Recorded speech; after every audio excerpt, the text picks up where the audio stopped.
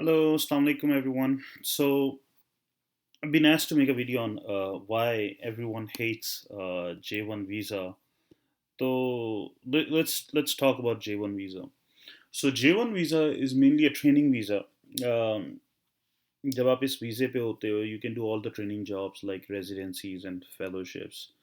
Uh, it allows you to stay in US for a maximum period of 7 years. ठीक है.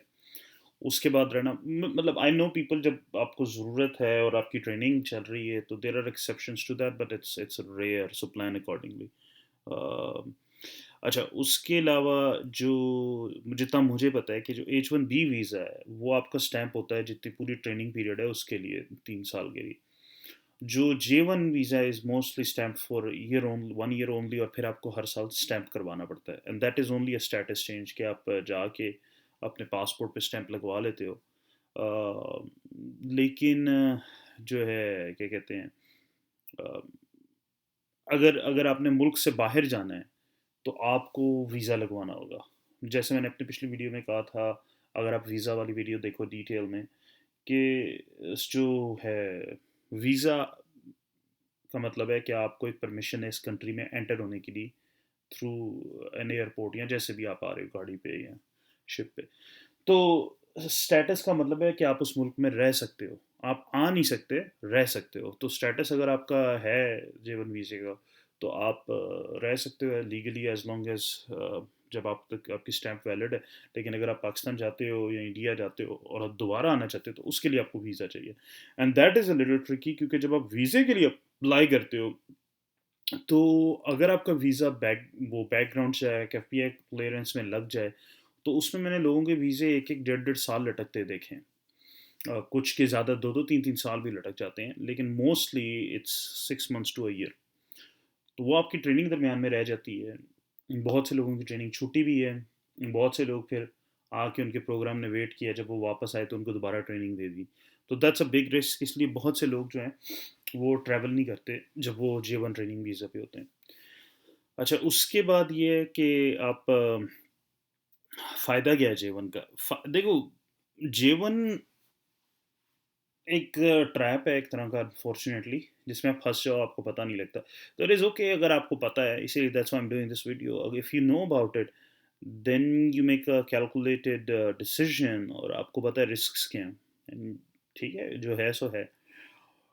जो H1B visa है ना, वो ये है कि आप 3 साल उस पे रेज़िडेंसी करते हो ना, तो उसके बाद आप 1-2 साल कहीं एज़ एन अटेंडिंग काम करोगे, तो आपको ग्रीन कार्ड मिल जाएगा और फिर आप फेलोशिप कर सकते हो।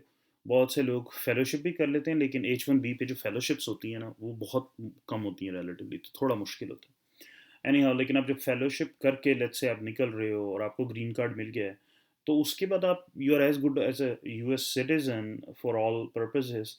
और आप जॉब्स भी आपको अच्छी मिलती हैं जब आपके पास ग्रीन कार्ड होता है, आप J1 वीज़े पे नहीं हो या H1 वीज़े पे नहीं हो, तो आपको relatively higher paying salaries, less hours, less malignant, less toxic, तो बेहतर जॉब्स ओवरऑल मिलती हैं। लेकिन अगर आप J1 पे हो तो आपको जो जॉब्स मिलती हैं ना अनफॉर्चुनेटली वो टॉक्सिक भी हो सकती हैं, ज़्यादातर अनफॉर्चुनेटली होती हैं malignant भी हो सकती हैं, या वो बहुत रूरल एरियाज़ में in the middle of nowhere होंगी। और आपको 3 से 4 साल का वेवर करना होगा। 3 से 4 साल का वेवर है कि आपने ऐसी जगह जहाँ कोई नहीं जाना चाहता वहाँ जाके ड्यूटी करनी है, ताकि चौथे साल में वो आपका ग्रीन कार्ड फाइल करें आफ्टर रेजिडेंसी या फेलोशिप जो भी आप ट्रेनिंग करके जा रहे हो। जब आप वो कर लेते हो फिर आपका ग्रीन कार्ड फाइल होता है। तो लेट्स से कि अगर आप एक कार्डियोलॉजिस्ट बनते हो तो आपने 3 साल मेडिसिन की रेजिडेंसी की, 3 साल कार्डियोलॉजी की फेलोशिप की, अब आपने 4 साल वेवर किया है, 3 साल है लेकिन आखिरी साल चौथे साल वो आपका, तो आपको 10 साल बाद ग्रीन कार्ड मिल रहा है। तो अगर as compare to let's say आपने H1 पे की होती, तो आपने 3 साल मेडिसिन की रेजिडेंसी की होती और 1 साल बाद आप एज एन अटेंडिंग करते, तो मैंने बहुत से लोगों को देखा 1 साल में ग्रीन कार्ड मिल जाता है।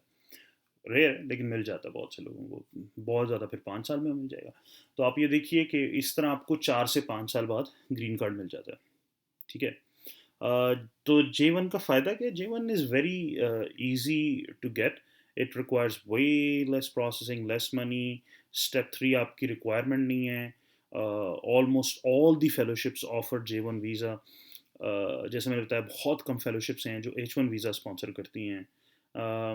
और अगर आप एक फेलोशिप के लिए जा रहे हो जो J1 और H1 दोनों दे रही है, तो मोस्टली J1 इज़ प्रेफर्ड, जिस तरह मैंने अपनी पिछली भी वीडियोज़ में बताया। उसकी वजह ये कि J1 प्रोग्राम का कोई लेना देना नहीं है, वो सारा कुछ ECFMG करती है। H1 $10,000 प्रोग्राम को अपनी जेब से देने पड़ते हैं आपको स्पॉन्सर करने के लिए, और सारा कुछ उन्हें प्रोग्राम को हैसल करनी पड़ती है। ठीक है। दूसरा ये है कि अगर आपकी फैमिली है तो आपकी स्पाउस को और बच्चों को साथ साथ आपके ही वो वीज़ा मिलेंगे। लाइक अगर आप J1 पे हो तो आपकी स्पाउस को आई थिंक इज़ J2, अगर आपके बच्चे हैं तो वो मेरा ख्याल है J3 है, J4 है। तो इसी तरह H2 आपके स्पाउस का होगा, H4 आपके बच्चों का होगा।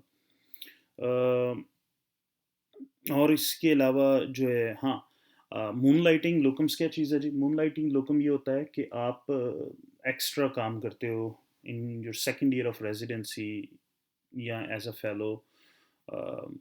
तो उसमें डिपेंडिंग अपॉन कहाँ हो, कितनी नीड है, they will pay anywhere between 80 to 100 और $50 to 100 पर आवर। और मैं जैसे पहले बताया, आप 30% टैक्स दोगे उसमें से, तो $50 to 100 पर आवर आपको मिल रहा है। और अगर कुछ जगहों में स्टेप फ्लैट रेट होता है रात का, एक नाइट की शिफ्ट है, $500 to 1,000 पर नाइट शिफ्ट आपको मिल सकता है। प्रॉब्लम ये है कि वो J1 वीज़ा वालों को नहीं मिलता। ठीक है, J1 वीज़ा पे जब आप हो तो you are not allowed to do any moonlighting. So J1 visa is not a financially beneficial visa. इसके अलावा ये है कि कुछ लोग जो हैं वो फिर मतलब इट्स अनफॉर्चुनेट, लेकिन you can't really do much. But लेकिन हाँ, एक छोटा सा फ़ायदा J1 वीज़े का ये है कि आपको टैक्सेस रिलेटिवली कम देने पड़ते हैं as compare to let's say कि जो ग्रीन कार्ड होल्डर्स हैं, सिटीजन्स हैं, H1 वीज़ा वाले हैं, मेरा ख्याल है उनको H1 का मुझे नहीं पता, लेकिन ग्रीन कार्ड और citizens I am pretty sure they पे हायर लेवल ऑफ टैक्सेस। बाकी प्रोसेस जो है ना इसका, इट्स वेरी सिमिलर। वही आपने वीज़ा ऑनलाइन अप्लाई करना है, ये तो मतलब इट्स लेटर। लेकिन आप जो भी वीज़ा कर रहे हो, आपका वीज़ा अप्लाई होता है, आप प्रोग्राम के साथ इन टच रहते हो, और जब आपने जाना है अपने वीज़ा इंटरव्यू देना है, इस पे look at my video in pretty detail जो वीज़ा इंटरव्यू वाली है, और एवरीथिंग अबाउट वीज़ा। उसकी वजह ये है कि उसमें काफ़ी डिटेल में मैंने वीज़ा इंटरव्यू की तैयारी बताई है, और वीज़ा डिफरेंट टाइप्स का बताई है। This is a specific video only for J1 visa. तो अगेन आई रिपीट कि अगर आप अभी J1 वीज़ा ले रहे हो तो ये मैक्सिमम 7 साल का है। लेट्स से अगर आप इंटरवेंशनल कार्डियोलॉजिस्ट बन रहे हो तो 3 साल मेडिसिन, 3 साल कार्डियोलॉजी, 1 साल आपकी जो है इंटरवेंशनल कार्डियोलॉजी की फेलोशिप, तो पूरे 7 साल। अगर आप कुछ किसी और स्पेशलिटी में जा रहे हो, I don't know, neuro surgery for example, तो उसकी 7 साल की सिर्फ रेजिडेंसी है। या अगर आप हाँ, मतलब प्रीटी मच लाइक दैट, अगर आप इंटरवेंशनल रेडियोलॉजिस्ट बनना चाह रहे हो तो 5 साल रेडियोलॉजी, 2 साल इंटरवेंशनल रेडियोलॉजी की फेलोशिप, वो भी 7 साल की है। तो you are very close to the age. बहुत लोग मल्टीपल फेलोशिप्स करते हैं, एडिशनल ट्रेनिंग करते हैं, तो वहाँ पे आप वो नहीं कर सकते। और फिर जब आप इवेंचुअली डन होगे, चाहे आप रेजिडेंसी से डन हो चाहे फेलोशिप से, आपको वेवर करना है जो कि मोस्टली 3 साल का है अगर आप यूएस में रहते हो। वरना आप होम कंट्री जाओ, जो कि कम से कम आपको 2 साल के लिए पाकिस्तान जाना पड़ता है। तो मैं रिसेंटली बात कर रहा था दो दोस्तों से जिन्होंने वेवर किए हैं। One of them went back to Pakistan for 3.5 years, then was able to come back, then he got his green card. दूसरा मेरा दोस्त है, he is actually, a lot of my friends are doing waiver jobs. वो अभी 3-3 4-4 साल waiver job कर रहे हैं आफ्टर फेलोशिप, यही ट्रेनिंग जो भी कर करके, ताकि उनको ग्रीन कार्ड मिल जाए। तो अगर आपको वो सब कुछ H1 वीज़ा पे मिल रहा है ना, तो फ़ायदा ये है कि जैसे आप रेजिडेंसी से डन हो गए, आप H1, आपको जो भी स्पॉन्सर कर रही है, अगर कोई भी H1 वीज़े पे जॉब ले लेते हो जो आपको मिल जाती है, वो साल 2 साल बाद ग्रीन कार्ड देते हैं, देन यू डू फेलोशिप। ठीक है, तो that's mainly it. If you think that this video helped you, please like the video, subscribe to the channel, share it with others. um, Always work hard, never give up, never lose hope. We'll talk again later. Bye.